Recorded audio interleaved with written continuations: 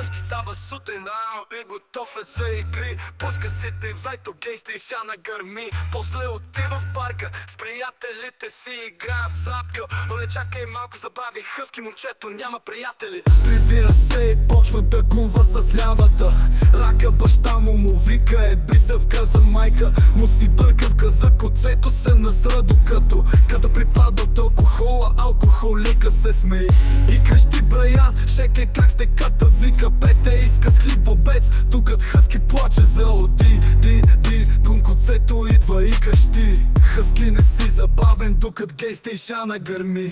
Влади идва и реве: защо ми открадна брейн ротите самотното момче. Хъски пуска оранжевия ютуб, но баща му влиза и го наплясква, докато къмва по лицето на Хъски: защо, дади?